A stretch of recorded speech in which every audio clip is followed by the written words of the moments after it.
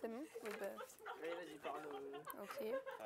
Your Honor, members of the jury, I'm Amy O'Brien, the government's lawyer, and if we are here Parle to... normal. Hein. Normal, Un peu bah... plus fort, non je parle comme ça Non, d'habitude. vas-y. Your Honor, member of the jury, I'm Amy O'Brien, the government's lawyer, and if we are here today, it's because the government is accused of doing its job. In 1968, when the facts happened...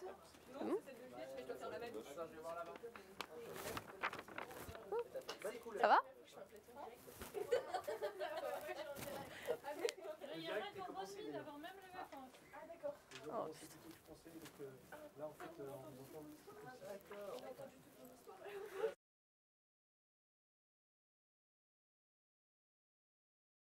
Texte. Il faudra me dire. Hein. Je peux parler? Your Honor, members of the jury, good morning. I'm lawyer Duncan. We are here today because one spring in 1958, the government stole and destroyed the life. Ok, c'est bon. Continue.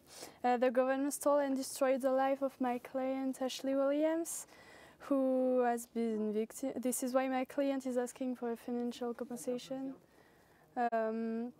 Justice should be done as she has been the unwilling victim of an unfair system. I'm here today not to show my client really deserves it, because there is no need to do so, but to accuse the government of having ruined the life not only of my client, but also of an entire innocent family. And why? Because they were so narrow-minded, and we will prove it. Je parle encore. Ok. J'ai pas envie. Attends. On est filmé en plus. J'ai senti que vous aviez... Est-ce qu'il y a quelqu'un qui est libre? Ladies and gentlemen, the audience is open. Ça marche ou pas? Oui, non, mais ils veulent tester le micro. Ok. Ladies and gentlemen, the audience is open. You could sit down. Today we... You may sit down. Sorry. Today we will judge the case of Ashley Williams. C'est bon? Ok. Non, continue un tout petit peu, s'il te plaît. Attends, mais... Ladies and gentlemen, the audience is open. You may sit down. Today we will judge the case of Ashley Williams.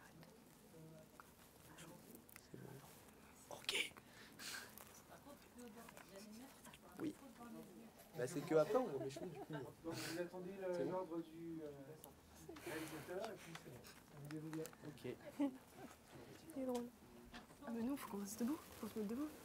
Après, ils nous disent... Tu nous dis de nous mettre debout? Ok.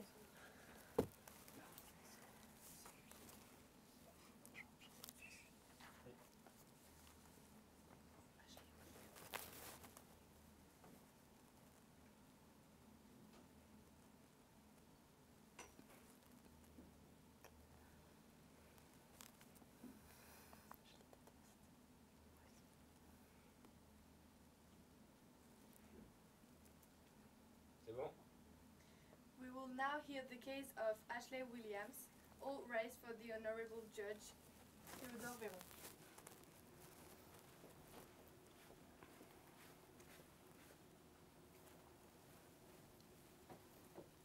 Ladies and gentlemen, the audience is open. You may sit down. Today, we will judge the case of Ashley Williams. She is here to claim a compensation from the government for being stolen. Now, with the plaintiff's lawyer, Melinda Duncan, please make our opening statement to the jury.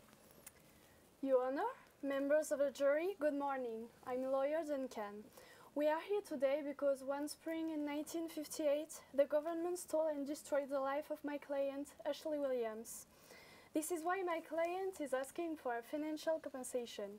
Justice should be done as she has been the unwilling victim of an unfair system. I'm here today not to show my client really deserves it, because there is no need to do so, but to accuse the government of having ruined the life not only of my client, but also of an entire and innocent family. And why? Because they were so narrow-minded, and we will prove it. Your Honor, you can read exhibit number 1, which is Adelaide Children's Hospital Register. I would like to draw your attention to the family box. Can you please read what it is written? No parents. Exactly. So why did they lie? Because we have the evidence that Ashley had a mother at the time of the fact. Your Honor, can you please take a look to the exhibit number 2?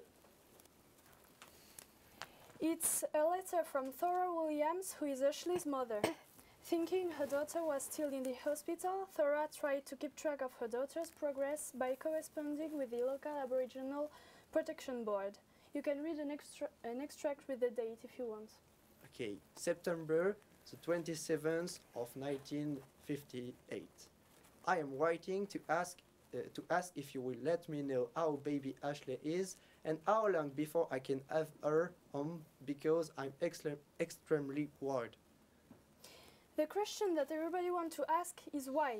Why lying on the fact that this innocent 18-month-old child has no parents? Well, ladies and gentlemen, all of this was the beginning of the government's plan to steal children. Erase all of children's identity by eliminating any attachment and belonging to a certain category of population.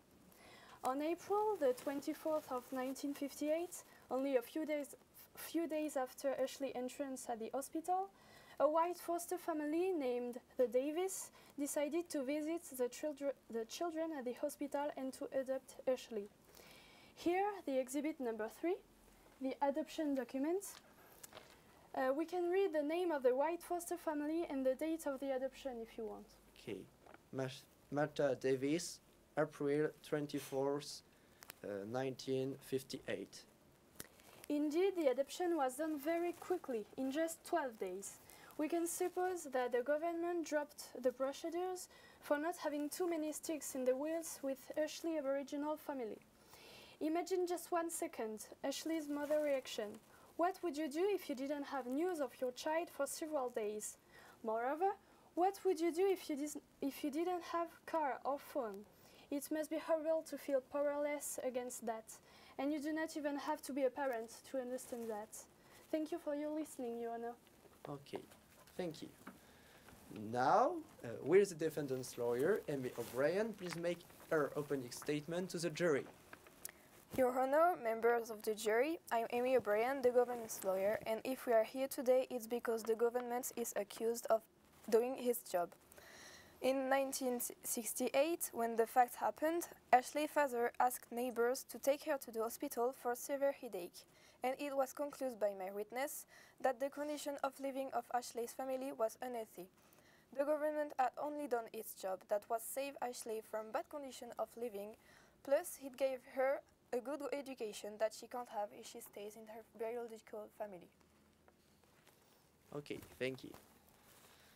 Now, the plaintiff's lawyer may now call her first witness. Your Honor, I will first call the plaintiff Ashley Williams. Do you swear to tell the truth, the whole truth, and nothing but the truth? Yes, I do. So please present yourself and tell us what happened on April the 12th of 1958. My name is Ashley Williams. I am 61 years old. I am one of the victims of stolen generation. However, I managed to live with it because I managed to become a journalist and to found my own family. It all started on April the 12th of 1958 when I was 18 months old. I had severe headaches, so my neighbor took me to a hospital in the south of Australia because my parents were working. When I was served, they didn't recognize me. They said that I didn't have parents and that I was beaten and certainly raped by my father. At the same time, a family was trying to adopt a child. That is why on April 25th, 1958, they visit the hospital and they decide to take me home. Apparently, my parents sent letters to the local Native Protection Commission saying, I am waiting to know if my baby Ashley is doing well. The commission responds that everything was fine and that I was getting big. Otherwise, they say I had to stay in hospital for secret reason. Often, I wondered why I was black, round, full of white person. I had the impression to not fit in there. That is why sometimes I even asked my parents why they had painted me in black on birth.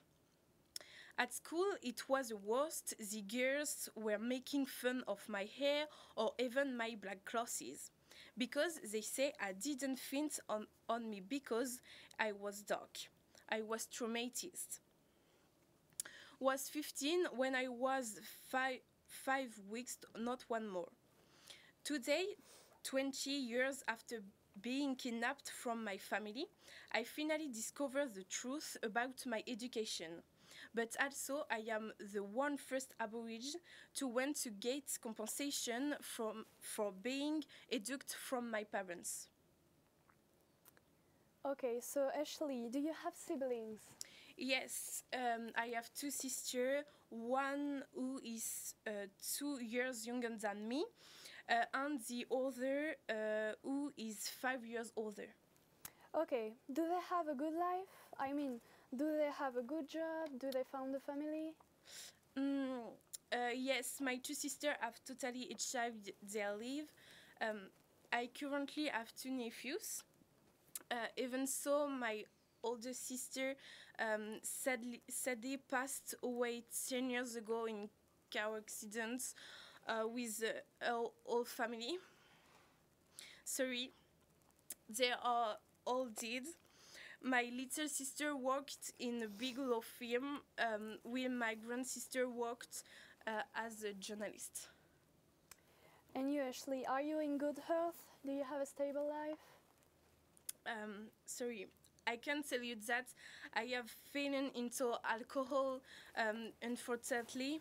I didn't even know how I do to survive.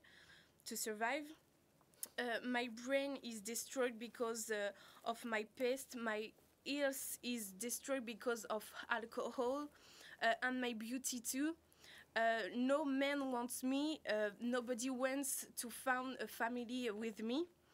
My life is no hopeless. I tried to turn my days many times without success, unfortunately. Okay, and did your siblings also have been removed from your family? My sister have not been removed from my family, not like me. Okay, the truth is there, you know.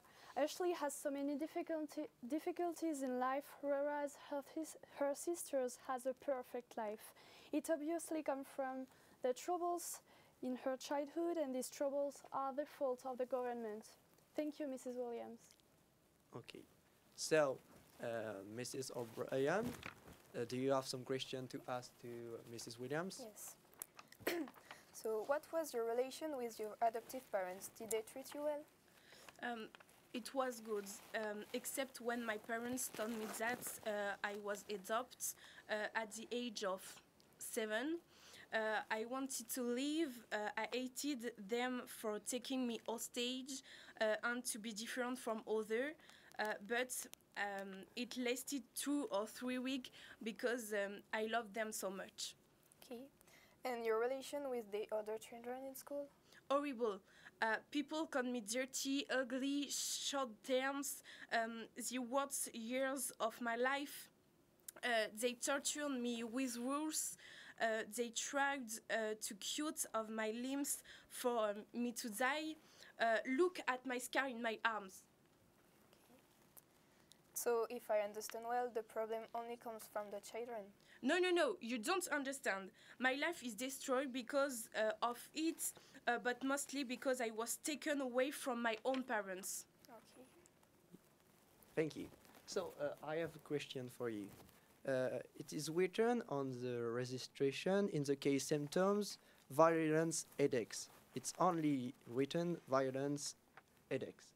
So why the Adelaide Children's Hospital? Suppose you were beaten or raped by your parents?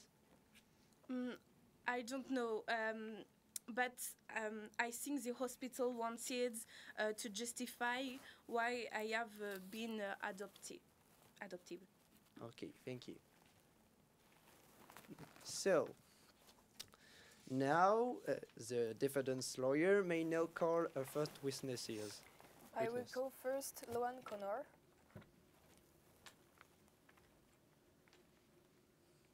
Do you swear to tell the truth, the whole truth, and nothing but the truth?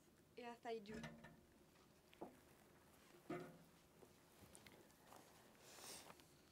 Your Honor, my name is Loan Connor and I am 90 years old. I was born on December the 30, 1929 in Canberra, and now I live in at number 16 Talbot Street in Canberra with my husband. Currently, I'm in retirement. At this time, I was 29 and I was at the very beginning of my career of social assistant. I was responsible for the case of Williams Ashley, and she arrived on April the 12th, 1958 because she was sick. So I noticed the physical state and I suppose that the living condition of Ashley's family was unhealthy. It was my duty to find a new family for a good development. And on April the 28th, 1958, she was adopted by a new family, the Davis family. So I followed her throughout her career.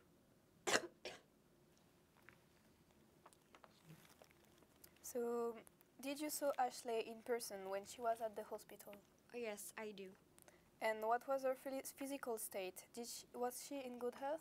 Oh, she was sick. It could clearly be seen that she was malnourished when she arrived, and the physical condition suggests malnutrition. What was the law about the Aboriginal at this time? Objection, Your Honor. Can she rephrase this? Objection sustained. Reformulate your question, please. Okay. What was the foundation of the policy of the stolen generation? It was to educate the Aboriginal children with the white custom. Okay, so Mrs. Duncan, do you have some question to ask to Mrs. Connor? Yes, I do. So, Mrs. Connor, what was your exact role in the case of the stolen generation? So I was social assistant and I followed the children all their life. So I was just doing my job. And what was your state of mind regarding this government practice? Objection, Your Honor. That is not relevant. Objection sustained. Reformulate your question, please. Okay, so did somebody have seen with their own eyes Ashley's living conditions, or was it just suppositions because of her hygiene or her skin? No. The hospital just gave me his life and to find a new family. So, because they were poor and had not the same lack of means as you and us, they couldn't live together as a real family? Did other children have been removed from their family because of the government's simple suppositions on their appearances? The hospital hosts many Aboriginal children, around 12 or 30, but I'm not sure because it goes back a long time. But I know she was not only the one. And did these other children were really orphans? I don't know. So once again, we show that the government is so narrow-minded and even intolerant that they destroyed families with no real hints of bad and dangerous living condition. Thank you, Mrs. Connor. Thank you. So, we have heard all the lawyers and all of the witnesses. The lawyers will now give to the jury the closing argument. So, Your Honor, members of the jury, after all we said about this case, I can assume that my client is not guilty. It was the Aboriginal Protection Board law at this time, and it doesn't exist anymore, so the current government cannot be made responsible for what happened. Thank you. Mrs. Duncan? Your Honor, consider the fact before taking your decision that my client has been a victim of the government's evil machinery and it has to be repaired, even if these memories can be erased, as you can obviously guess. Imagine 1 second if someone kidnapped you from your family and moved you from one family to another all the time. Would you finally lock yourself up in solitude and sadness? Scars would begin to appear, and this would be a real handicap to progress in life. This is what happened to my client, Ashley Williams. Mrs. Williams, right there, has been deprived of her childhood, of her life, of her identity when she was only 18 months old. The government stole what was most precious to her, a family, a mom and a dad, sisters, because neither her family nor her could do anything to stop this chain of dreadful events.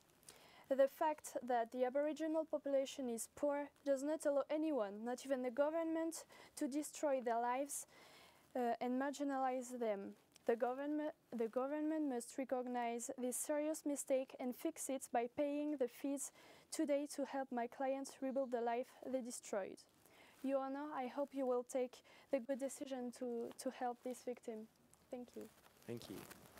Ladies and gentlemen of the jury, you have heard all the evidence, and now it's time for you to decide whether or not the government should be responsible of the damage in Mrs. Williams' life. I will sum up the facts. Ashley Williams is an Aboriginal woman who was born in the 50s when the government removed some Aboriginal children legally from their families. When she was a baby, she was removed from her parents. She grew up in a white foster family where she had a disordered childhood. She was the only black person and she was bullied at school.